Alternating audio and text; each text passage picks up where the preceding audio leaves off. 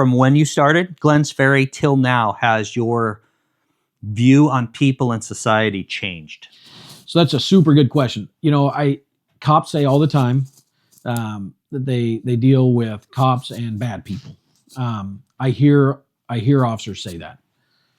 I would tend to disagree with that. I totally go push back against that notion.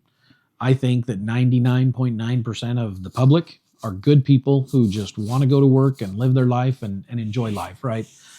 There's a small percentage of people out there, no question, that they make bad choices. They take advantage of other people. That there's obviously, but I think the majority of people are good people, and I think we're blessed and lucky here to see that and experience that. However, I say that with the majority of my contacts, as I said earlier, are with people who are good people going to work in the morning or headed home at the end of the day.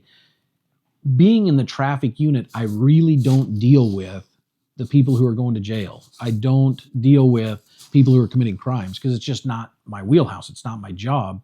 And so I would say I don't think that people have changed. I think my attitude has not changed. Whereas in some police officers, you see that attitude shift because I'll be honest, our night shift officers, they aren't dealing with people who, for the most part, they're not dealing with people who are just going to work and going home at the end of the day. Yeah. Most of their interactions are going to be with people that, unfortunately, it's going to end in jail, and that's where they're taking them. And so when the majority of the people that you interact with on a daily basis are people that you're having to take to jail, I could see how that mindset starts creeping in, right, to police officers. I haven't felt that just because I don't deal with that. And I really think, and if you ask our motorcycle officers, it's going to be a pretty similar answer. Most people are pretty good people because that's who we're dealing with, right? Are pretty good people that just drove too fast or didn't put their seatbelt on or whatever the case is. But I also think it's interesting, Kyle, when I'm talking to you and I talk to your brother, you guys both have a pretty positive attitude just in general. I mean, it's got to be the way you were raised, right? So yeah, I would say that's certainly a huge part of it. So our father taught human relations and communication, and that was kind of his field of expertise as a trooper. And so yeah, I mean, and then of course just super positive, right? I mean, he was just a positive person. I remember him bringing home family after family after family that had either broken down, been in a car crash. One was in a plane crash there in Glens Ferry, and puts them up in our house. Gets up in the morning, feeds them breakfast, takes care of them. I mean, we had a family, I'm absolutely not kidding, stayed with us for a week.